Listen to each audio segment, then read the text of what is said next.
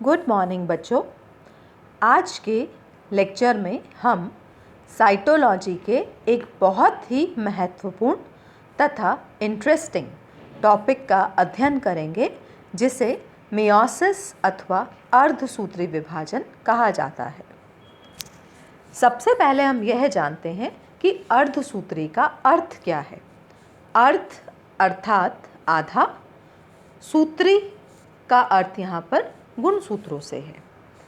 तो वह विभाजन जिसके परिणाम स्वरूप बनने वाली पुत्री कोशिकाओं में गुणसूत्रों की संख्या पेरेंट सेल की तुलना में आधी रह जाती है अथवा घट जाती है, इस विभाजन को अर्धसूत्री विभाजन अथवा न्यूनकारी विभाजन के नाम से जाना जाता है। यह प्रक्रिया निषेचन की प्रक्रिया के बिल्कुल ऑपोजिट अथवा उलट है। निषेचन के अंतर्गत गुणसूत्रों की संख्या डबल होती है, दो गैमेट्स का संयोजन होता है, जबकि मियोसिस में वापस इस संख्या को आधा कर दिया जाता है। अतः लैंगिक रूप से जनन करने वाले जीवों में मियोसिस पीढ़ी दर पीढ़ी गुणसूत्रों की संख्या सेम बनाए रखने के लिए अत्यंत आवश्यक प्रक्रिया है। वह कोशिका जो कि अर्धसूत्री विभाजन करती है, उसे विशेष नाम दिया जाता है मियोसाइट्स। मियोसाइट्स अपने जीवन काल के दौरान केवल एक ही बार मियोसिस अथवा अर्धसूत्री विभाजन की क्रिया संपन्न कर सकते हैं। यह देखिए, उपरोक्त डायग्राम में आपको स्पष्टतः नज़र आ रहा है कि किस प्रकार एक मदर सेल से 4 पुत्री कोशिकाओं का निर्माण होता है। मदर सेल डिप्लॉइड है, द्विगुणित है, और इससे बनने वाली जो पुत्री कोशिकाएं हैं, उनमें गुणसूत्रों की संख्या आधी रह जाती है अथवा हैप्लॉइड हो जाती है। तो दो महत्वपूर्ण बातें: एक मदर सेल से 4 डॉटर सेल्स का निर्माण, और बनने वाली पुत्री कोशिकाओं में गुणसूत्रों की संख्या आधी रह जाना, यह अर्धसूत्री विभाजन का सार है। डिप्लॉइड तथा हैप्लॉइड का अर्थ हम आगे जानेंगे। अब हम बात करते हैं कि मियोसिस को किसने खोजा। समय समय पर अनेक वैज्ञानिकों ने मियोसिस के बारे में जानने का प्रयास किया। सर्वप्रथम हर्टविग ने मियोसिस को खोजा, परंतु इसकी प्रक्रिया तथा इसे मियोसिस नाम देने का कार्य फार्मर एवं मूरे नामक वैज्ञानिक के द्वारा 1905 में किया गया। चलिए मियोसिस के बारे में कुछ और फैक्ट्स जानते हैं। ये तो हम देख ही चुके हैं कि किस प्रकार पुत्री कोशिकाओं में गुणसूत्रों की संख्या ओरिजिनल सेल अथवा पेरेंट सेल की तुलना में आधी रह जाती है। एनिमल्स में अथवा प्लांट्स में मियोसिस की प्रक्रिया के द्वारा सामान्यतः गैमेट्स का या युग्मकों का निर्माण किया जाता है, और यह हैप्लॉइड होते हैं। बहुत ही महत्वपूर्ण बात जो कि आपको ध्यान में रखनी है, वह है कि मियोसिस के दौरान डीएनए का रेप्लिकेशन केवल एक बार होता है, परंतु न्यूक्लियस का अथवा गुणसूत्रों का विभाजन 2 बार होता है। जैसे जैसे हम विभिन्न स्टेजेस को पढ़ेंगे, वैसे वैसे यह बात आपको और अधिक रूप से स्पष्ट होती जाएगी। मियोसिस प्रोकैरियोट्स में नहीं पाई जाती, और सभी यूकैरियोटिक सेल्स में उनके जीवन काल में उपयुक्त समय पर मियोसिस की प्रक्रिया संपन्न होती है। सामान्यतः यह रिप्रोडक्टिव अथवा जनन करने वाली कोशिकाओं में संपन्न होती है। यह बात हमेशा ध्यान रखिए कि मियोसिस की प्रक्रिया डिप्लॉइड अथवा द्विगुणित कोशिकाओं तथा पॉलीप्लॉइड अथवा बहुगुणित कोशिकाओं में ही संपन्न हो सकती है। यह प्रक्रिया हैप्लॉइड कोशिकाओं में कभी भी नहीं होती है।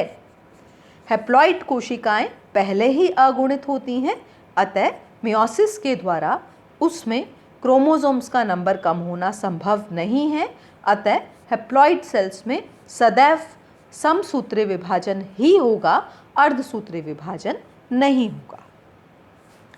लोअर प्लांट्स में मियोसिस फर्टिलाइजेशन की प्रक्रिया संपन्न होने के पश्चात होती है, जबकि हायर प्लांट्स में उल्टा होता है, अर्थात फर्टिलाइजेशन से पहले जब गैमेट्स का निर्माण होता है तो उस दौरान मियोसिस की प्रक्रिया संपन्न होती है। एंजियोस्पर्म्स के केस में माइक्रोस्पोरेंजियम तथा मेगास्पोरेंजियम में गैमेट्स बनने के दौरान मियोसिस अथवा अर्धसूत्री विभाजन संपन्न होता है। बारी बारी हम द्विगुणित तथा अगुणित शब्द का प्रयोग देख रहे हैं, तो इनका अर्थ समझ लेते हैं। द्विगुणित का अर्थ है 2 सेट्स ऑफ क्रोमोसोम्स या गुणसूत्रों के 2 सेट। यह ऐसी कोशिकाओं के लिए प्रयोग में आती है जो कि समजात गुणसूत्रों के 2 सेट्स रखते हैं या जिनमें समजात गुणसूत्रों के 2 सेट्स उपस्थित होते हैं, जैसे कि A डैश, यह द्विगुणित संरचना है। इसके विपरीत अगुणित का अर्थ होता है सिंगल सेट ऑफ क्रोमोसोम या गुणसूत्रों का एक ही सेट। यह टर्म उन कोशिकाओं के लिए काम में आती है जिनमें सिर्फ एक ही प्रकार का गुणसूत्र पाया जाता है, जैसे कि सिर्फ A। यह अगुणित अवस्था है। तो एक ही प्रकार के 2 गुणसूत्र उपस्थित होना द्विगुणित, एक ही प्रकार का एक गुणसूत्र उपस्थित होना अगुणित अवस्था को रिप्रेजेंट करता है। तो जानते हैं मियोसिस के विभिन्न स्टेप्स के बारे में एक फ्लो चार्ट की सहायता से। यह फ्लो चार्ट बता रहा है कि मियोसिस की प्रक्रिया 2 स्टेप्स में पूर्ण होती है, मियोसिस फर्स्ट तथा मियोसिस सेकेंड। दोनों ही प्रक्रियाएं मिलकर अर्धसूत्री विभाजन को पूर्ण करती हैं। दोनों को हम अलग अलग रूप से पढ़ेंगे। मियोसिस फर्स्ट के दौरान पहले केंद्रक विभाजन होता है, तत्पश्चात कोशिका द्रव्य विभाजन होता है। यह हम पिछले वीडियो में देख चुके हैं कि केंद्रक विभाजन अथवा कैरियोकाइनेसिस का अर्थ क्या होता है तथा साइटोकाइनेसिस का अर्थ क्या होता है। इसी तरीके से मियोसिस सेकेंड में भी यही 2 प्रोसेस रिपीट किए जाते हैं। कैरियोकाइनेसिस अथवा केंद्रक विभाजन के अंतर्गत G1 तथा S प्रावस्था, सामान्यतः G2 प्रावस्था यहाँ पर नहीं पाई जाती अथवा बहुत ही कम कोशिकाओं में रिपोर्ट की जाती है। M प्रावस्था पुनः prophase first, metaphase first, anaphase तथा टीलोफेज फर्स्ट के रूप में पाई जाती है। यहाँ पर फर्स्ट आएगा। प्रोफेज फर्स्ट एक बहुत ही महत्वपूर्ण घटना है जिसकी फर्दर 5 सब स्टेजेस होती हैं: लेप्टोटीन, जाइगोटीन, पैकीटीन अथवा पैचीटीन, डिप्लोटीन तथा डायाकाइनेसिस। आपको इसी क्रम में इन सब स्टेजेस को याद रखना है। दोबारा बता रही हूँ, लेप्टोटीन, जाइगोटीन, पैकीटीन, डिप्लोटीन तथा डायाकाइनेसिस। इसके पश्चात हम 1 बाय 1 प्रत्येक स्टेज का अध्ययन करते हैं। सबसे पहले हम देखते हैं कि मियोसिस में इंटरफेज के दौरान क्या क्या होता है या क्या परिवर्तन होते हैं। हम सेल साइकिल का विस्तार से अध्ययन कर चुके हैं। इंटरफेज अथवा अंतरावस्था, इसे मियोटिक अथवा प्री मियोटिक इंटरफेज भी कहा जाता है, क्योंकि यह अवस्था M1 से ठीक पूर्व की अवस्था है। इस दौरान होने वाले परिवर्तन अत्यंत महत्वपूर्ण हैं, क्योंकि इसी दौरान डीएनए की पुनरावृत्ति या संश्लेषण एस फेज तथा प्रोटीन संश्लेषण होता है, जो कि M1 फेज के लिए आवश्यक होते हैं। G1 प्रावस्था में प्रोटीन्स तथा आरएनए का संश्लेषण होता है। एस प्रावस्था या सिंथेटिक फेज जिसे कहा जाता है, इस दौरान डीएनए का रेप्लिकेशन होता है। यह मैं आपको पहले ही बता चुकी हूँ कि मियोसिस फर्स्ट की इंटरफेज में G2 प्राय अनुपस्थित होती है। तो इस प्रकार इंटरफेज में कोशिका विभाजन के लिए तैयार होती है और इसके पश्चात हम पढ़ेंगे प्रथम मियोसिस या प्रथम विभाजन अवस्था प्रोफेज फर्स्ट के बारे में। प्रोफेज फर्स्ट विभाजनशील अवस्था की सभी स्टेजेस में सबसे लंबी है तथा यह अवस्था कई घंटों से लेकर कई वर्षों तक की अवधि के दौरान हो सकती है। इसमें बहुत ही महत्वपूर्ण चेंजेस होते हैं। क्या हैं ये चेंजेस? आइए इसको स्टेप बाय स्टेप देखें। सर्वप्रथम हम बात करते हैं प्रोफेज फर्स्ट की पहली स्टेज लेप्टोटीन के बारे में।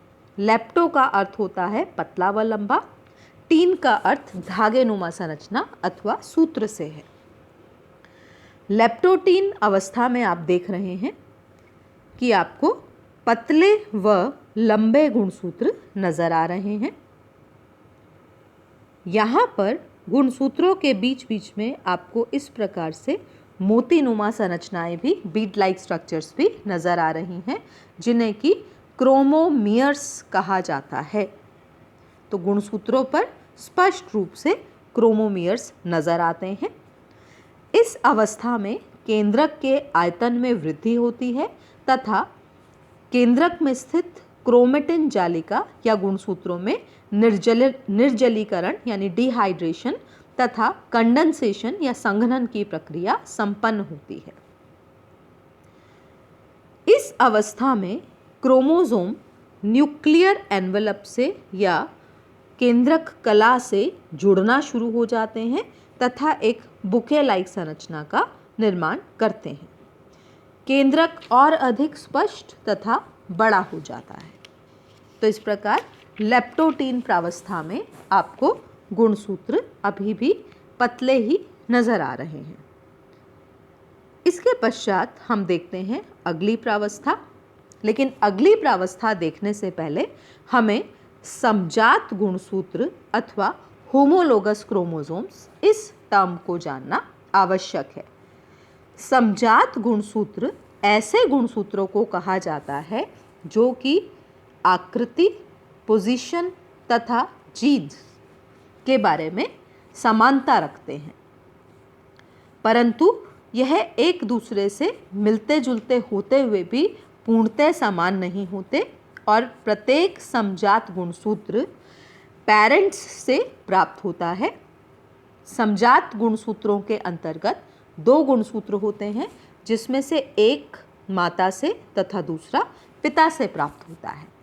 यहाँ पर मैं आपको बता दूं कि जब भी कभी लैंगिक जनन होता है अथवा सेक्सुअल रिप्रोडक्शन होता है तो इस प्रक्रिया के अंतर्गत सदैव दो पेरेंट्स इन्वॉल्व होते हैं।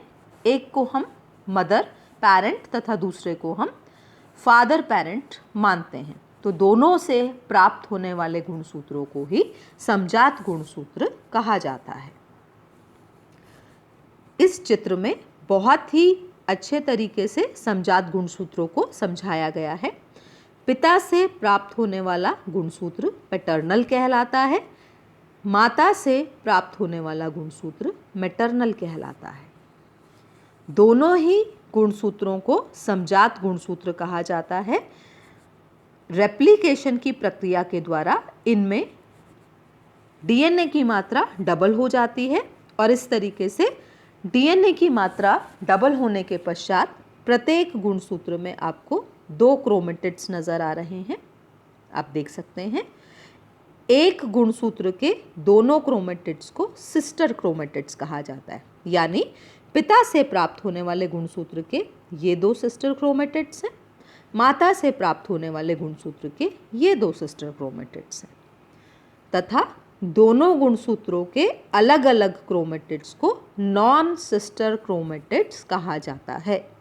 देखिए, अगर हम एक क्रोमेटिड पिता से ले लें, एक क्रोमेटिड माता से ले लें, तो इन्हें हम नॉन सिस्टर क्रोमेटिड कहेंगे। दोबारा मैं आपको बता दूं, समजात गुणसूत्र यानी एक दूसरे के समान गुणसूत्र। समजात में से एक हमेशा पिता से प्राप्त हो रहा है, दूसरा हमेशा माता से प्राप्त हो रहा है। इंटरफेज के दौरान जब रेप्लिकेशन की प्रक्रिया संपन्न होती है या एस फेज के पश्चात जब डीएनए की मात्रा डबल हो जाती है, तो प्रत्येक समजात गुणसूत्र में आपको 2 क्रोमेटिड्स या 2 धागेनुमा संरचनाएं नजर आनी शुरू हो जाती हैं, जिन्हें क्रोमेटिड्स कहा जाता है। तो अब आप सिस्टर तथा नॉन सिस्टर क्रोमेटिड्स के बारे में भी अच्छे से जान गए होंगे। चलिए आगे बढ़ते हैं। यहीं पर हम एक शब्द का अर्थ और समझेंगे, बाइवेलेंट अथवा टेट्राड। मियोसिस के दौरान जब गुणसूत्र एक दूसरे के पास आते हैं तो एक संरचना का निर्माण होता है जिसमें दोनों समजात गुणसूत्रों के चारों क्रोमेटिड्स इकट्ठे होते हैं।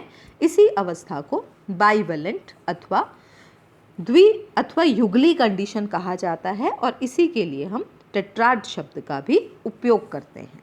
पैचिटीन अवस्था में आपको यह बहुत भली भांति नजर आएगा। तो अब हम बढ़ते हैं नेक्स्ट प्रावस्था, जिसे कहा जाता है ज़ाइगोटीन प्रावस्था या युग्म सूत्रावस्था। ज़ाइगो का अर्थ है जॉइनिंग इन पेयर। तो क्यों शब्द, इस शब्द का प्रयोग या ज़ाइगोटीन इसे क्यों कहा जाता है? क्योंकि ज़ाइगोटीन में समजात गुणसूत्रों का युगलन होता है। इस प्रावस्था में गुणसूत्र और अधिक संघनित और अधिक मोटे तथा स्पष्ट हो जाते हैं। यहाँ पर क्रोमोसोम्स जो कि समजात हैं अर्थात मैटरनल तथा पैटर्नल हैं, इन्हें समजात गुणसूत्र हमने कहा, यह एक दूसरे के करीब आते हैं तथा एक दूसरे के करीब आकर युग्मित होना शुरू कर देते हैं, पेयरिंग शुरू कर देते हैं। पेयरिंग की इस अवस्था को एक विशेष नाम दिया जाता है सिनैप्सिस, जो कि ज़ाइगोटीन का सबसे महत्वपूर्ण भाग है। दोबारा देखिए, ज़ाइगोटीन प्रावस्था के अंतर्गत गुणसूत्र और अधिक स्पष्ट, छोटे तथा मोटे हो गए।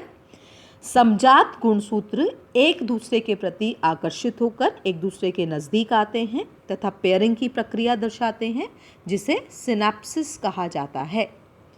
सिनैप्सिस के दौरान एक और विशेष प्रकार की संरचना बनती है जिसे सिनैप्टोनीमल कॉम्प्लेक्स कहा जाता है। इसके बारे में विस्तार से हम अगले वीडियो लेक्चर में पढ़ेंगे। तो ज़ाइगोटीन प्रावस्था का सबसे महत्वपूर्ण भाग जो है वह सिनैप्सिस अथवा युगलन है। तो इस प्रकार यह प्रक्रिया संपन्न होती है। इसके पश्चात हम देखेंगे अगली महत्वपूर्ण प्रावस्था, जिसे कि पैचिटीन अवस्था कहा जाता है। यह एक अत्यंत महत्वपूर्ण प्रावस्था है। आपने देखा कि ज़ाइगोटीन में सिनैप्सिस के पश्चात प्रत्येक गुणसूत्र बाइवेलेंट हो जाता है अथवा युगली हो जाता है। यहाँ पर दोनों गुणसूत्र एक दूसरे के समीप होते हैं। इनमें और अधिक संघनन होता है, जिससे गुणसूत्र काफ़ी मोटे हो जाते हैं और बहुत स्पष्ट दिखाई देने लग जाते हैं। यहाँ पर आप देख रहे हैं कि प्रत्येक गुणसूत्र के 2 क्रोमेटिड्स हैं और इस तरीके से आपको 4 धागेनुमा संरचनाएं नज़र आ रही हैं। इसे ही टेट्राड कहा जाता है। तो बाइवेलेंट अथवा टेट्राड एक ही शब्द के 2 रूप हैं, जिसमें 2 समजात गुणसूत्र के 4 क्रोमेटिड्स आपको स्पष्ट नज़र आते हैं। सिनैप्सिस के पश्चात जो क्रोमोसोम्स एक दूसरे के पास आ गए हैं, पैचिटीन अवस्था में इन क्रोमोसोम्स में जीन्स का एक्सचेंज होता है तथा क्रॉसिंग ओवर की प्रक्रिया संपन्न होती है। यहाँ पर दोनों समजात गुणसूत्रों के नॉन सिस्टर क्रोमेटिड्स के मध्य रिकॉम्बिनेशन या जीन्स का आदान प्रदान होता है, जिसे क्रॉसिंग ओवर कहा जाता है। देखिए, दोनों नॉन सिस्टर क्रोमेटिड्स एक दूसरे के समीप आ गए हैं। अब आप इस भाग को बहुत ही ध्यानपूर्वक देखेंगे। नॉन सिस्टर क्रोमेटिड्स में एक दूसरे के समीप आने के पश्चात आपस में जीन्स का विनिमय होता है। यह प्रक्रिया एक क्रॉस शेप संरचना में होती है, अतः इस प्रक्रिया को क्रॉसिंग ओवर कहा जाता है। यह बहुत ही महत्वपूर्ण प्रक्रिया है, क्योंकि इसी क्रॉसिंग ओवर के द्वारा जीन्स का रिकॉम्बिनेशन होता है या पुनर्योजन होता है, जो कि विभिन्नताओं का कारण बनता है। इस क्रॉसिंग ओवर को भी हम बहुत विस्तार से अगले वीडियो लेक्चर में पढ़ेंगे। यहाँ पर आप इतना ध्यान रखिए कि पैचिटीन अवस्था का प्रमुख लक्षण है समजात गुणसूत्रों में जीन विनिमय अथवा क्रॉसिंग ओवर की प्रक्रिया का संपन्न होना, और दूसरी महत्वपूर्ण बात कि यह क्रॉसिंग ओवर की प्रक्रिया सदैव नॉन सिस्टर क्रोमेटिड्स के मध्य होती है। तो इस प्रकार पैचिटीन अवस्था के पश्चात हम देखेंगे कि क्रॉसिंग ओवर संपन्न हो चुकी है। अब हम अगली प्रावस्था पढ़ते हैं, जिसे डिप्लोटीन प्रावस्था नाम दिया जाता है। डिप्लोटीन अथवा द्विसूत्रावस्था। इस अवस्था में समजात गुणसूत्र एक दूसरे से पृथक होने लगते हैं।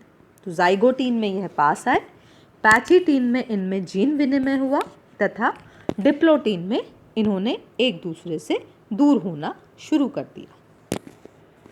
दूर होने की प्रक्रिया सेंट्रोमियर से प्रारंभ होती है तथा धीरे धीरे सिरों की तरफ बढ़ती है। तो ये देख रहे हैं आप कि सेंट्रोमियर से यह प्रक्रिया संपन्न होते हुए सिरों की तरफ बढ़ रही है। तो इस प्रकार एक दूसरे से दूर होने की प्रक्रिया को टर्मिनलाइजेशन अथवा सीमांतीकरण कहा जाता है। टर्मिनलाइजेशन के द्वारा दोनों गुणसूत्र एक दूसरे से काफ़ी दूर दूर हो जाते हैं, परंतु कुछ क्षेत्रों पर यह आपस में जुड़े रह जाते हैं। ये देखिए, दोनों गुणसूत्र एक दूसरे से दूर हो गए हैं, परंतु कुछ क्षेत्रों पर यह एक दूसरे से जुड़े हुए हैं। इन क्षेत्रों को एक विशेष नाम दिया गया है, कियाज्मा अथवा कियाज्मेटा। कियाज्मा वास्तव में वे बिंदु हैं जहां पर पैचिटीन प्रावस्था के दौरान जीन विनिमय की क्रिया संपन्न होती है। अतः यहाँ पर आपको कियाज्मा नज़र आएंगे। जैसे जैसे टर्मिनलाइजेशन बढ़ता है, वैसे वैसे यह कियाज्मा धीरे धीरे सिरों की तरफ फिसलते जाते हैं तथा दोनों समजात गुणसूत्र बाद में पुनः एक दूसरे से पृथक हो जाते हैं। तो इस प्रकार डिप्लोटीन का महत्वपूर्ण लक्षण है समजात गुणसूत्रों का एक दूसरे से दूर होना तथा एक दूसरे से पृथक होना। समजात गुणसूत्रों के पृथक होने की प्रक्रिया टर्मिनलाइजेशन के द्वारा संपन्न होती है। अब हम आ जाते हैं प्रोफेस फर्स्ट की लास्ट स्टेज, जिसे डायकाइनेसिस कहा जाता है। डाय का अर्थ होता है अक्रॉस या मूविंग बिटवीन, मध्य में गति करना। डायकाइनेसिस में भी गुणसूत्रों का संकुचन जारी रहता है।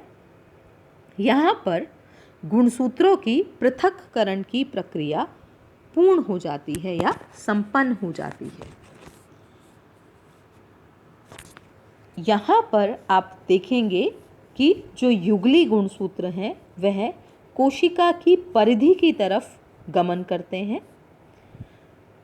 यहाँ ही केंद्रिक या न्यूक्लियोलस लुप्त होना शुरू हो जाती है और साथ ही आप देख रहे हैं कि न्यूक्लियर मेम्ब्रेन भी धीरे धीरे डिसअपियर हो रही है। तो ये महत्वपूर्ण परिवर्तन हैं जो कि आपको डायकाइनेसिस के दौरान नज़र आते हैं। इस प्रकार प्रोफेज फर्स्ट की अवस्थाएं संपन्न होती हैं जिसमें कई महत्वपूर्ण परिवर्तन यानी सिनैप्सिस, रिकॉम्बिनेशन तथा समजात गुणसूत्रों का पृथक होना संपन्न होता है। इसके पश्चात अगली प्रावस्था मेटाफेज फर्स्ट आती है। मियोसिस की मेटाफेज फर्स्ट सामान्यतः माइटोसिस की ही मेटाफेज के समान होती है। यहाँ पर गुणसूत्र अत्यधिक संघनित नजर आते हैं और सभी गुणसूत्र कोशिका के मध्य भाग, जिसे मेटाफेजिक प्लेट कहते हैं, वहाँ पर पंक्तिबद्ध हो जाते हैं। यहाँ आप देख रहे हैं कि गुणसूत्र बिंदु या सेंट्रोमियर ध्रुवों की ओर, जबकि गुणसूत्रों की भुजाएं जो हैं वह मेटाफेजिक प्लेट की ओर रहते हैं। तो इस प्रकार गुणसूत्र यहाँ भी बाइवेलेंट है। प्रत्येक गुणसूत्र में आपको 2 सेंट्रोमियर्स नज़र आ रहे हैं। स्पिंडल बन चुका है, स्पिंडल भी आपको स्पष्ट रूप से नज़र आ रहा है। तो यह है मेटाफेज फर्स्ट प्रावस्था। मेटाफेज फर्स्ट के पश्चात हम आते हैं एनाफेज फर्स्ट में। एनाफेज फर्स्ट में डायड गुणसूत्र, अब ध्यान रखिए टेट्राड के पश्चात हमने नई टर्म यूज़ की है। यहाँ पर प्रत्येक गुणसूत्र में आपको 2 भुजाएं नज़र आ रही हैं, अतः इसे द्वयक या डायड के नाम से जाना जाता है। एनाफेज में यह गुणसूत्र तर्कु तंतुओं के सहारे विपरीत ध्रुवों की तरफ गमन करते हैं या ऑपोजिट पोल्स की तरफ गमन करते हैं। अतः पैटर्नल तथा मैटर्नल क्रोमोसोम एक दूसरे से पृथक हो चुके हैं या एक दूसरे से अलग हो चुके हैं। एनाफेज फर्स्ट में बाइवेलेंट गुणसूत्रों के पृथक होने की प्रक्रिया को डिसजंक्शन कहा जाता है। यह इस स्टेज की महत्वपूर्ण प्रक्रिया है, सेपरेशन ऑफ होमोलोगस क्रोमोसोम्स। इस प्रावस्था में ध्यान रखिए बहुत ही महत्वपूर्ण अंतर है, सेंट्रोमियर का विभाजन नहीं होता।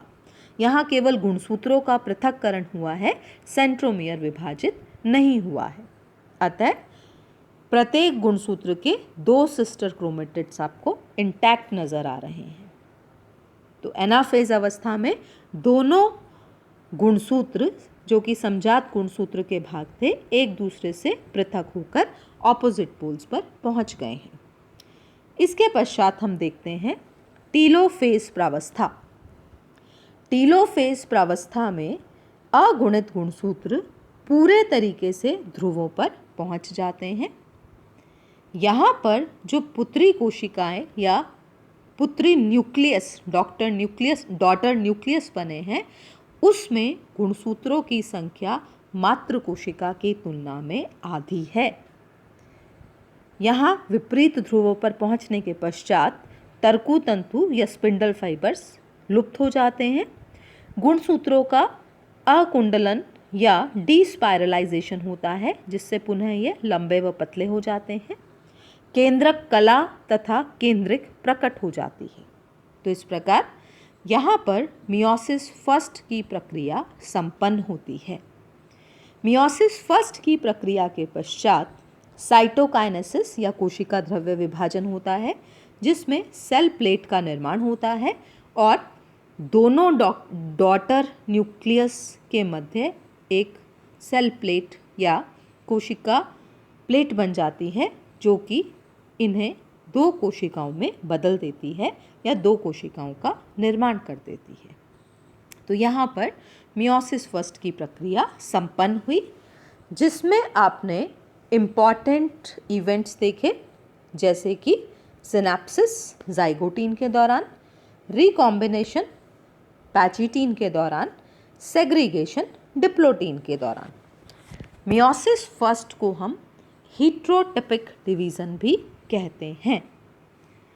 मियोसिस फर्स्ट के पश्चात हम पढ़ेंगे मियोसिस सेकेंड। मियोसिस सेकेंड की प्रक्रियाएं लगभग माइटोसिस या समसूत्री विभाजन की प्रक्रियाओं के समान ही है।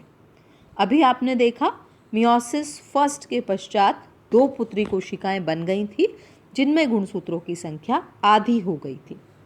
मियोसिस सेकेंड के पश्चात पुनः 2 पुत्री कोशिकाएं बनेंगी, परंतु इनमें गुणसूत्रों की संख्या वही रहेगी जो कि मियोसिस फर्स्ट के दौरान बनी पुत्री कोशिकाओं में थी। मियोसिस सेकेंड को होमोटिपिक अथवा समरूपी विभाजन भी कहा जाता है। तो चलिए जल्दी से देख लेते हैं मियोसिस सेकेंड की विभिन्न स्टेजेस। मियोसिस सेकेंड की पहली स्टेज है प्रोफेज सेकेंड। प्रोफेज सेकेंड में केंद्रक झिल्ली विलीन हो जाती है, तर्कु तंतुओं का निर्माण प्रारंभ होना शुरू हो जाता है। यहाँ पर आपको प्रत्येक गुणसूत्र में 2 क्रोमेटिड्स नजर आ रहे हैं। इसके पश्चात हम देखते हैं मेटाफेज फर्स्ट अवस्था। ये 2 कोशिकाएं हैं जो कि मियोसिस फर्स्ट के पश्चात बनी हैं और दोनों ही कोशिकाओं में हम समांतर रूप से मेटाफेज सेकेंड देख रहे हैं। इस प्रावस्था में पुनः गुणसूत्र बिंदु कोशिका के मध्य में या इक्वेटर भाग में अरेंज हो जाते हैं। स्पिंडल फाइबर्स का निर्माण होता है। काइनेटोकोर नामक संरचना स्पिंडल फाइबर से संयुक्त हो जाती है। नेक्स्ट परिवर्तन न्यूक्लियोलस तथा न्यूक्लियर मेम्ब्रेन या केंद्रक कला पूर्णतः विलुप्त हो जाती है। गुणसूत्र अत्यधिक छोटे व मोटे नजर आते हैं। तो मुख्य घटना मेटाफिजिक प्लेट पर गुणसूत्रों का अरेंज्ड रहना। नेक्स्ट है एनाफेज सेकेंड। एनाफेज सेकेंड अवस्था में प्रत्येक डायड गुणसूत्र की सेंट्रोमियर का विभाजन हो जाता है। तो यहाँ आप देख रहे हैं सेंट्रोमियर का विभाजन हो गया है। सेंट्रोमियर का विभाजन होने से प्रत्येक गुणसूत्र के दोनों क्रोमेटिड्स एक दूसरे से पूर्णतः पृथक हो गए हैं। पृथक्करण के परिणाम स्वरूप 2 सिस्टर क्रोमोसोम्स बन जाते हैं जो शीघ्र ही स्पिंडल फाइबर्स की सहायता से अलग अलग ध्रुवों की तरफ गति करते हैं। मियोसिस की एनाफेज सेकेंड में सेंट्रोमियर का विभाजन हुआ है पहली बार, ना कि एनाफेज फर्स्ट में। ध्यान रखिए यहाँ पर पहली बार अर्थात एनाफेज सेकेंड में पहली बार सेंट्रोमियर का विभाजन हुआ है। तो यह है एनाफेज सेकेंड अवस्था और इसके पश्चात हम आ जाते हैं टीलोफेज सेकेंड अवस्था में। टीलोफेज सेकेंड अवस्था में अगुणित गुणसूत्रों का सेट प्रत्येक ध्रुव पर पहुंच जाता है। प्रारंभिक मात्र कोशिका में 4 स्थानों पर 4 नए केंद्रकों का निर्माण होता है। केंद्रक तथा केंद्रिक कला स्पष्टतः बन जाती है और गुणसूत्रों के कुंडलन पूरी तरीके से खुल जाते हैं, जिससे यह वापस लंबे व पतले नजर आते हैं। ध्यान रखिए प्रत्येक केंद्रक में पाए जाने वाले गुणसूत्रों की संख्या आधी हो गई है। मात्र कोशिका की तुलना में यह अगुणित कोशिकाएं पाई जाती हैं। इसके पश्चात चारों केंद्रक सेल प्लेट फॉर्मेशन के द्वारा एक दूसरे से पृथक हो जाते हैं तथा यहाँ पर आपको 4 कोशिकाएं नजर आती हैं 1, 2, 3 एंड 4। ध्यान रखिए शुरू के चित्र में हमने देखा था एक मदर सेल से 4 पुत्री कोशिकाएं और चारों में गुणसूत्रों की संख्या का आधा हो जाना या हैप्लॉइड हो जाना।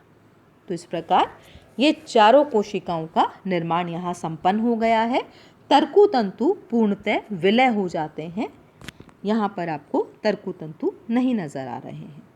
तो इस प्रकार टीलोफेज सेकंड की प्रक्रिया और उसके पश्चात साइटोकाइनेसिस की प्रक्रिया के संपन्न होने के पश्चात आपको एक पुत्री कोशिकाओं से क्षमा कीजिए, एक मात्र कोशिका से 4 पुत्री कोशिकाएं नजर आ रही हैं। तो इस प्रकार मियोसिस की प्रक्रिया संपन्न होती है। मियोसिस फर्स्ट तथा सेकंड इन दोनों का आपने अध्ययन किया। मियोसिस के दौरान कुछ महत्वपूर्ण परिवर्तन होते हैं, जैसे कि क्रॉसिंग ओवर, सिनेप्टोनेमल कॉम्प्लेक्स का बनना। ये हम विस्तार से अगले वीडियो लेक्चर में पढ़ेंगे। धन्यवाद।